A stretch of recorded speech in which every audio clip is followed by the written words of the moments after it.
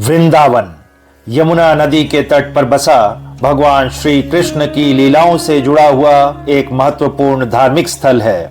वृंदावन में 5000 से अधिक मंदिर हैं, जिनमें से कुछ बहुत ही प्रसिद्ध हैं, जैसे बांके बिहारी मंदिर, प्रेम मंदिर, इस्कॉन मंदिर, राधा वल्लभ मंदिर, राधा रमण मंदिर, शाहजी मंदिर और रंगनाथ जी मंदिर के साथ निधिवन।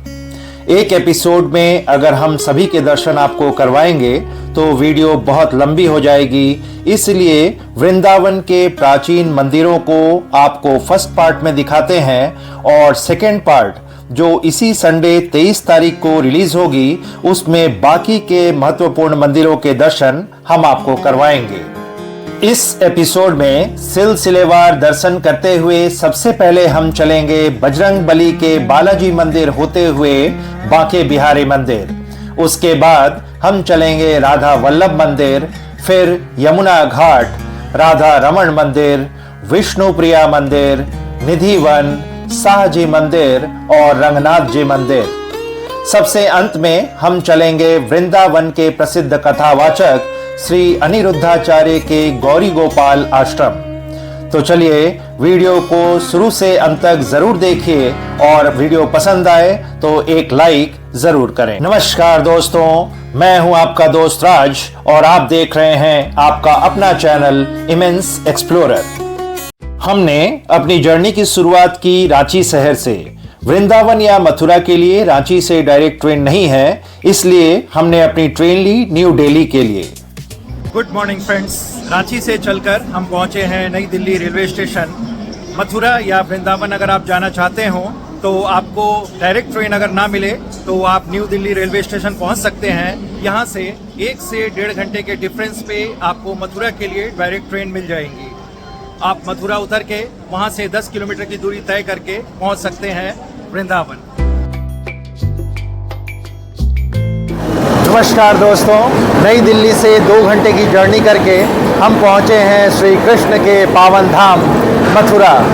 जैसा कि आप जानते हैं, मथुरा श्री कृष्ण का जन्म स्थान है। मथुरा जंक्शन के लिए नई दिल्ली से कई ट्रेनें उपलब्ध हैं, जहां से 2 घंटे की जर्नी करके आप पहुंच सकते हैं मथुरा। ट्रेन की फ्रीक्वेंसी की बात करें तो नई दिल्ली के अलावा हज़रत निज़ामुद्दीन से मथुरा की कनेक्टिविटी बहुत अच्छी है। अगर आप हज़रत निज़ामुद्दीन आते हैं तो हर 1 से 1.5 घंटे पे आपको मथुरा के लिए ट्रेन मिल जाएगी।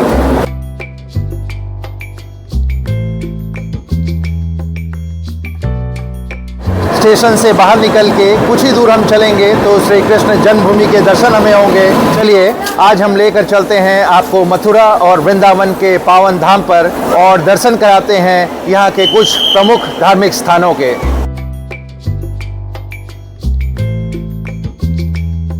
मथुरा से वृंदावन की दूरी मात्र 10 किलोमीटर है, जो आप यहाँ से प्राइवेट कैब या टैक्सी लेकर पूरी कर पाएंगे। स्टेशन के बाहर से आपको ऑटो की सुविधा भी उपलब्ध है, जो आपको आधे घंटे में वृंदावन पहुँचा देंगे।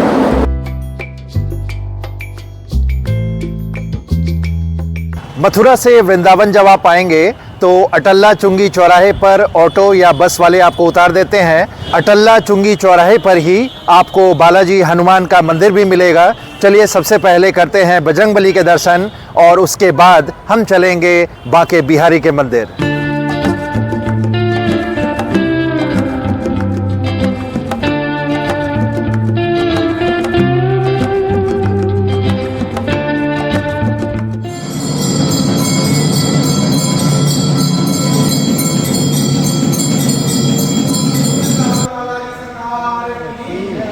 अटल्ला चुंगी चौराहे से हम चलेंगे यहाँ के सबसे प्रमुख और प्रसिद्ध बांके बिहारी के मंदिर।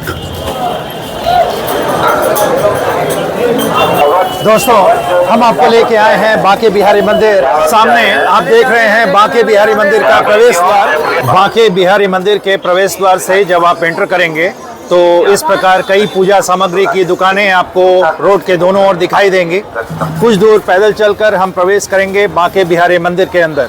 बांके बिहारी वृंदावन का सबसे प्रसिद्ध मंदिर है। बांके बिहारी जी की कथा यह है कि स्वामी हरिदास, जो श्री कृष्ण के अनन्य भक्त थे, वृंदावन के निधिवन में कृष्ण भक्ति में लीन होकर भजन गाते थे। जिससे प्रसन्न होकर एक दिन राधा और कृष्ण स्वयं प्रकट हुए। जब हरिदास जी ने उनसे एक विग्रह के रूप में हमेशा भक्तों के बीच रहने का अनुरोध किया तो वे एकाकार होकर विग्रह रूप में प्रकट हुए, जिसे हरिदास जी ने बांके बिहारी नाम दिया। यह विग्रह राधा और कृष्ण का संयुक्त रूप है और इसकी त्रिभंग मुद्रा श्री कृष्ण के 3 स्थानों कमर, होंठ और पैर के मुड़े हुए होने के कारण है। चलिए करते हैं बांके बिहारी के दर्शन।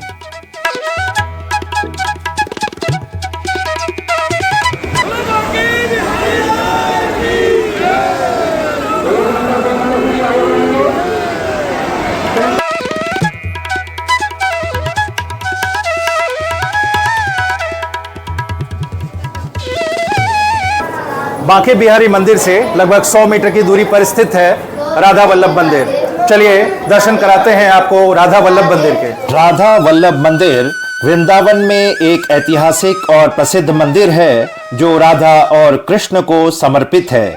इसकी स्थापना 16वीं शताब्दी में हित हरिवंश महाप्रभु द्वारा की गई है।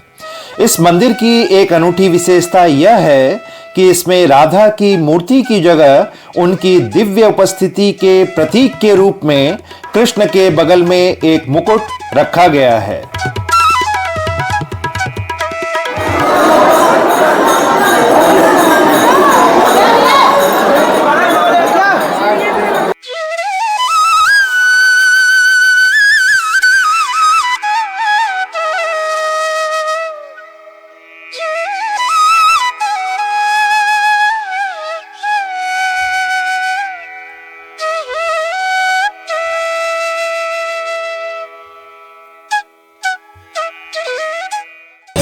राधा वल्लभ मंदिर के बाद हम आए हैं यमुना घाट पे।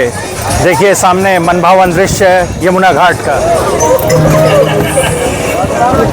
यमुना घाट पे आप चाहें तो बोटिंग भी कर सकते हैं। 100 रुपये प्रति सवारी के हिसाब से 10 मिनट के लिए ये ट्रिप रहता है।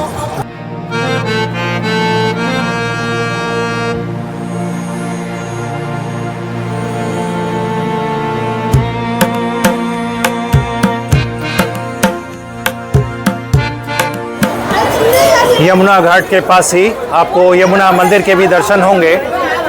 यमुना मंदिर के दर्शन करते हुए हम आगे बढ़े तो हमें रास्ते में मिला नंद भवन। यमुना घाट के बाद अब हम आपको लेके पहुंचे हैं राधा रमण मंदिर, वृंदावन का एक और प्रमुख मंदिर। चलिए दर्शन करते हैं राधा रमण मंदिर के।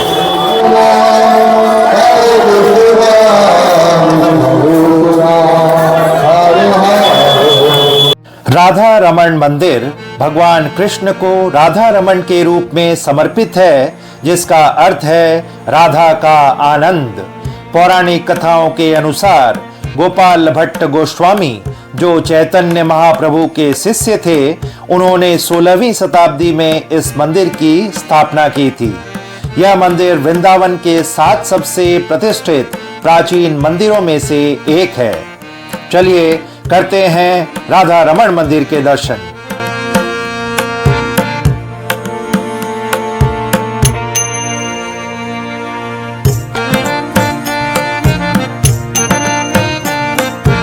राधा रमण मंदिर के बगल में ही विष्णु प्रिया मंदिर स्थित है, जो भगवान श्री कृष्ण और राधा रानी को समर्पित है। निधि वन वृंदावन का एक पवित्र और रहस्यमय वन है, जिसे श्री कृष्ण और राधा की रासलीला का स्थल माना जाता है। ऐसा माना जाता है कि हर रात कृष्ण और गोपियां रास रचाते हैं, जिसके कारण सूरज ढलने के बाद वन को बंद कर दिया जाता है। निधि वन के विचित्र झुके हुए पेड़ रात में गोपियों के रूप में बदल जाते हैं और सुबह फिर से उसी अवस्था में हो जाते हैं।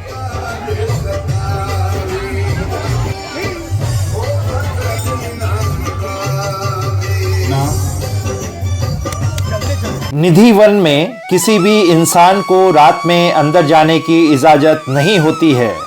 यहाँ एक रंग महल भी है, जहाँ सुबह कृष्ण के शयन और विश्राम के निशान मिलते हैं। हालांकि इसका कोई वैज्ञानिक प्रमाण उपलब्ध नहीं है।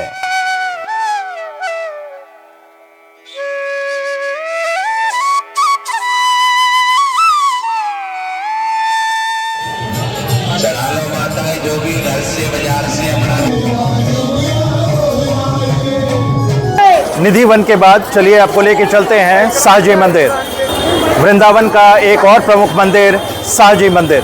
वृंदावन की कुंज गलियों से होते हुए हम पैदल ही निधि वन से चलकर पहुंच गए साहजी मंदिर। दोस्तों, सामने आप देख रहे हैं वृंदावन का एक और प्रमुख धाम श्री साहजी मंदिर। खूबसूरत व्हाइट मार्बल से निर्मित यह मंदिर वृंदावन के निधिवन के जस्ट 50 मीटर की दूरी पर स्थित है। शाहजी मंदिर वृंदावन का एक ऐतिहासिक मंदिर है, जिसे इसके सर्पिल संगमरमर के स्तंभों के कारण टेढ़े खंबे का मंदिर भी कहा जाता है। इसमें राधा कृष्ण की छोटी मूर्तियां हैं, जिसके कारण इस मंदिर को छोटे राधा रमन के नाम से भी जाना जाता है। वृंदावन का रंगनाथ जी मंदिर, जिसे रंग जी मंदिर भी कहते हैं, दक्षिण भारतीय द्रविड़ शैली में बना एक भव्य मंदिर है जो भगवान विष्णु को समर्पित है। इस मंदिर में दक्षिण भारतीय परंपराओं के अनुसार पूजा पाठ किया जाता है। वृंदावन में दर्शन के लिए आप आएं तो समय का जरूर ध्यान रखें। यहाँ के सभी मंदिर प्रातःकाल 5:30 बजे से दोपहर 12 बजे तक और संध्या 4:30 बजे से रात्रि 8:30 बजे तक दर्शनों के लिए खुले रहते हैं। दोस्तों, अब हम आपको लेके आए हैं वृंदावन के प्रसिद्ध गौरी गोपाल आश्रम।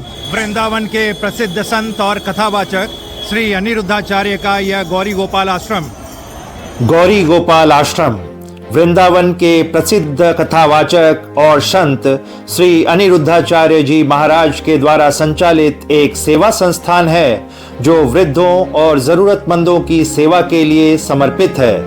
यह संस्था मुफ्त वृद्धाश्रम, अन्न क्षेत्र के माध्यम से मुफ्त भोजन और गायों की देखभाल के लिए गौशाला जैसी सुविधाएं प्रदान करता है।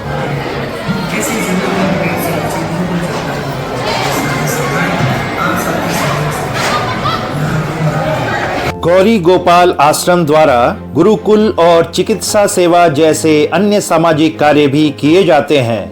यहाँ असहाय और वृद्ध माताओं के रहने की बहुत अच्छी व्यवस्था इस संस्था द्वारा की गई है। चलिए दिखाते हैं आपको वृद्ध माताओं का निवास, जहाँ वे सुखपूर्वक अपना समय भगवान के सानिध्य में रहकर व्यतीत कर रही हैं।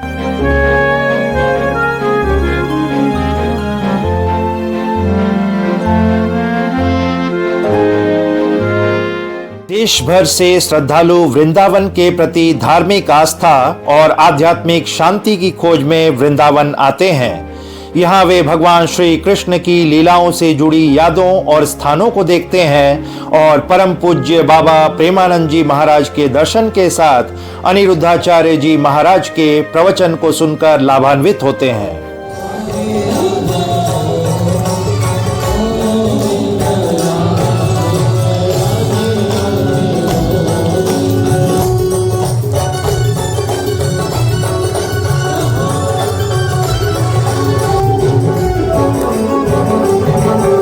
वीडियो पसंद आए तो लाइक और शेयर जरूर करें और चैनल पर नए हो तो ऐसे ही अनेक वीडियोस देखने के लिए इमेंस एक्सप्लोरर को जरूर सब्सक्राइब करें।